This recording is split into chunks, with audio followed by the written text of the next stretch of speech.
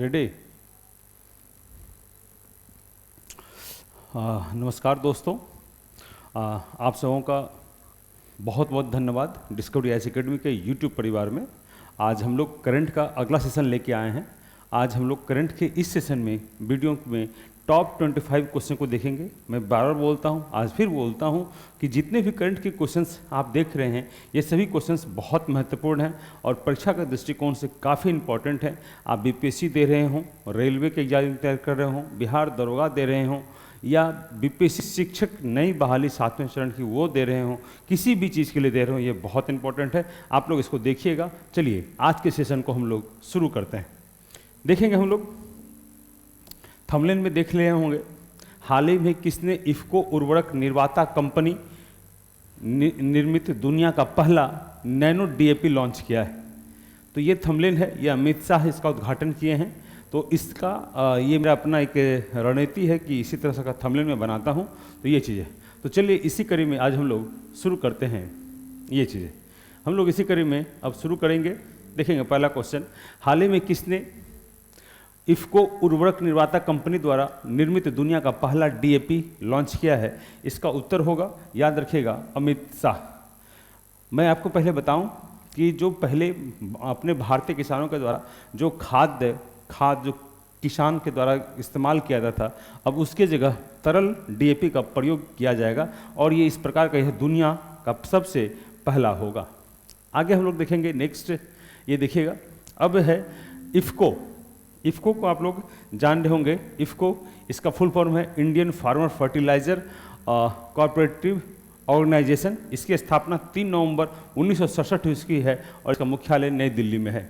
और पहले जो इफ्को का रेट था वह 50 केजी का रेट की तुलना में 6 रुपये मिलता था और ये डीएपी 500 ml का बोतल मिलेगा जो मात्र 6 रुपये में मिलेगा। और पहले जो 50 केजी का डीएपी मिलता था वो सब लगभग 1500 रुपये के आसपास मिलता था। इसी कड़ी में आज हम लोग देखेंगे नेक्स्ट प्रश्न, हाल ही में किस राज्य सरकार ने एयर एम्बुलेंस सेवा को शुरू किया है? इसका उत्तर हो जाएगा, इसका उत्तर होगा झारखंड। इसका उत्तर होगा झारखंड। इसका उत्तर है झारखंड। झारखंड राज्य के द्वारा एयर एम्बुलेंस की सेवा शुरू की गई है जो मात्र 3 घंटे में आपको अच्छे शहर में इलाज के उद्देश्य से कहीं भी ले आ सकती है। तो ये भी प्रश्न इंपॉर्टेंट है। आगे हम लोग देखेंगे, यह कम दर पर दिल्ली, बनारस, हैदराबाद, लखनऊ, मुंबई आदि जगह ले जाएंगे और मात्र 3 घंटे के अंदर आपको यह सेवा उपलब्ध करा दी जाएगी। अगला प्रश्न है, हाल ही में फिल्म फेयर अवार्ड 2023 किसी सर्वश्रेष्ठ अभिनेत्री के रूप में यह सम्मान प्राप्त हुआ है? तो याद रखेंगे, इसका उत्तर होगा आलिया भट्ट। इसमें होगा आलिया भट्ट। और यह पुरस्कार जो है किसके लिए मिला है इनको? गंगूबाई फिल्म काठियावाड़ी के लिए इस पुरस्कार से इनको सम्मानित रूप से नवाजा गया है। आगे हम लोग देखेंगे, नेक्स्ट प्रश्न है सर्वश्रेष्ठ, इसका व्याख्या देख लीजिएगा। सर्वश्रेष्ठ अभिनेता राजकुमार राव, मैं कल के भी क्लास में बताया था, सर्वश्रेष्ठ अभिनेता राजकुमार राव को बधाई 2 के लिए मिला है और सर्वश्रेष्ठ अभिनेत्री आलिया भट्ट को गंगूबाई काठियावाड़ी के लिए मिला है और सर्वश्रेष्ठ अनिल कपूर को जुग जुग जियो के लिए मिला है और सर्वश्रेष्ठ सहायक अभिनेत्री शिवा चड्डा बधाई 2 के लिए मिला है। इसी कड़ी में अब हम लोग देखेंगे अगला प्रश्न। अगला प्रश्न है, हाल ही में अंतर्राष्ट्रीय क्रिकेट में 12,000 रन बनाने वाला दूसरा सबसे एशियाई बल्लेबाज कौन है? तो याद रखिएगा, पाकिस्तान के खिलाड़ी हैं, उसका नाम है बाबर आजम। इसका उत्तर होगा बी, बाबर आजम, और यही हैं। अब इसके डिस्क्रिप्टिव में देखते हैं, कल भी एक क्वेश्चन किए थे हम लोग, उस क्वेश्चन में था कि सबसे कम उम्र के कौन ऐसे खिलाड़ी हैं जो T20 में सर्वाधिक 200 विकेट हाल ही में लिए हैं। तो इसका व्याख्या देंगे हम लोग। इसका देखिएगा, वो हैं शाहीन अफरीदी, बाबर आजम हैं, जिसका आंसर होगा 200 विकेट लेने वाले आपको जो हैं शाहीन अफरीदी हैं और अपने एक भारतीय बल्लेबाज हैं KL राहुल और उन्होंने 7,000 रन T20 में बनाया है। अगला देखेंगे हम लोग, हाल ही में भारत और किस देश के साथ संयुक्त सैन्य अभ्यास अजय वारियर, ये याद रखेंगे हम लोग, अजय वारियर संयुक्त अभ्यास किस देश के साथ भारत करती है? तो भारत और UK के साथ। भारत और यूके के साथ। इसका आंसर होगा यूके। यूके ने हाल में ही पूर्व प्रधानमंत्री सिंह को लाइफ टाइम अचीवमेंट अवार्ड से सम्मानित किया है और यूके में इलीगल इमिग्रेशन बिल को ही पास किया है और साथ ही साथ में जागृति यादव को हाल ही में वहाँ का एक दिन के लिए उच्चायुक्त नियुक्त किया गया है। आगे हम लोग देखेंगे हाल ही में कौर सिंह का निधन हुआ है, वह किस खेल से संबंधित है और किस राज्य से, तो हम लोग याद रखेंगे खेल उनका मुक्केबाज है और वह राज्य है पंजाब। इसका उत्तर होगा ए, मुक्केबाज पंजाब। आगे हम लोग देखेंगे भारत के लिए एशियन गेम में ये गोल्ड मेडल जीतने वाले हैं पद्मश्री ओलंपियन मुक्केबाज रहे हैं कौर सिंह का 74 वर्ष का आयु में इनका निधन हुआ है। वो डायबिटीज बीमारी से ग्रसित थे। इसी में देखिएगा इनको 1982 में अर्जुन अवार्ड मिला है और 1983 में पद्मश्री से इनको सम्मानित किया गया है। आगे देखेंगे हम लोग हाल ही में किस राज्य सरकार ने खेल संस्कृति को पुनर्जीवित करने के लिए वन पंचायत वन प्लेग्राउंड, बहुत इंपॉर्टेंट क्वेश्चन है, वन पंचायत वन प्लेग्राउंड का आयोजन किस राज्य के द्वारा किया जा रहा है, तो इसका उत्तर हम लोग याद रखेंगे केरल है। और इसी कड़ी में इसका हम लोग डिस्क्रिप्शन देखेंगे। केरल सरकार हर पंचायत के लिए गुणवत्तापूर्ण खेल परिसर खोलकर राज्य में खेल संस्कृति को बढ़ावा देने के लिए काम कर रहा है और वहाँ के मुख्यमंत्री का हम नाम याद रखेंगे, बहुत इंपॉर्टेंट है, पिनाराई विजयन। आगे है कृषि मिशनरी प्रौद्योगिकी पर शिखर सम्मेलन का उद्घाटन 27 अप्रैल 2023 को हुआ। ये किस निकाय के द्वारा आयोजित किया गया था, याद रखेंगे हम लोग। इसका उत्तर होगा ए, CII, भारतीय उद्योग परिसंघ। इसका उत्तर होगा ए। इसमें देखेंगे क्या है, दिल्ली में इसका ऑफिस है, दिल्ली इसका मुख्यालय है दिल्ली में और इसकी CII का स्थापना याद रखेंगे हम लोग 1895 में हुआ था। वर्तमान में जो इसके अध्यक्ष हैं संजीव बजाज हैं और दिल्ली में भारतीय उद्योग परिसंघ की बैठक हुई थी TMA के साथ में। TMA क्या है, ट्रैक्टर एंड मैकेनाइजेशन एसोसिएशन है, उसके साथ बैठक हुआ जिसमें कि बहुत सारे मसलों पर बात हुई थी और उसी में यह तय किया गया था। तो CII भारतीय उद्योग परिसंघ की स्थापना 1895 में हुई थी और इसके अध्यक्ष जो हैं संजीव बजाज हैं। आगे हम लोग देखेंगे हाल ही में BBC के अध्यक्ष ने अप्रैल 2023 में अपने पद से त्यागपत्र दे दिया है। BBC के ये अध्यक्ष कौन थे, हम लोग बहुत इंपॉर्टेंट है, यह भी ध्यान में रखेंगे। इसका उत्तर होगा बी, रिचर्ड शार्प। इसका उत्तर होगा बी, रिचर्ड शार्प। इन्होंने क्यों दिया था, तो यह भी याद रखेंगे। लगभग $9,90,000 तक की निजी क्रेडिट लाइन हासिल कर होने पर इन्होंने यहाँ से त्यागपत्र दे दिया है।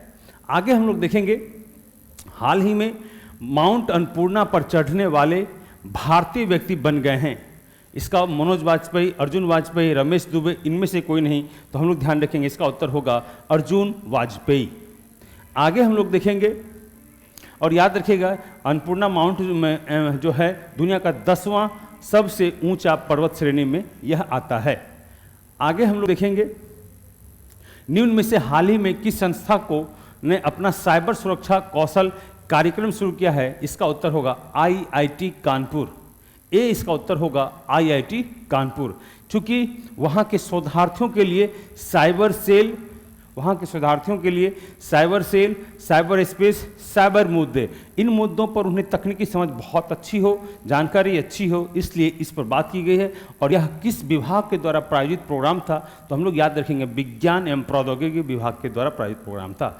आगे हम लोग देखेंगे हाल ही में सर्वोच्च न्यायालय ने पहलवानों, ये भी बहुत चर्चित मुद्दा रहा है और पोक्सो एक्ट के तहत, अभी मैं सब बात करूंगा इसमें, पहलवानों ने भारतीय खिलाड़ियों के द्वारा दायर याचिका पर किस पुलिस निकाय के विरुद्ध नोटिस जारी किया है, जिसमें यौन उत्पीड़न के आरोप में भारतीय कुश्ती महासंघ WFI के अध्यक्ष के खिलाफ FIR दर्ज करने की मांग की गई है। तो इसमें दिल्ली पुलिस है, हरियाणा पुलिस है, पंजाब पुलिस है, बिहार पुलिस है। ऑब्वियस से बात है, इसका उत्तर होगा ए, दिल्ली पुलिस। आपको मैं आगे इसमें बताते चलूं कि चूंकि शिकायतकर्ता में एक नाबालिग लड़की भी शामिल है, इसलिए उसके ऊपर पोक्सो एक्ट की मांग की गई है और यह अधिनियम 2012 में आया था और इसी के तहत FIR प्रावधान लागू होने की बात की गई है और होता है।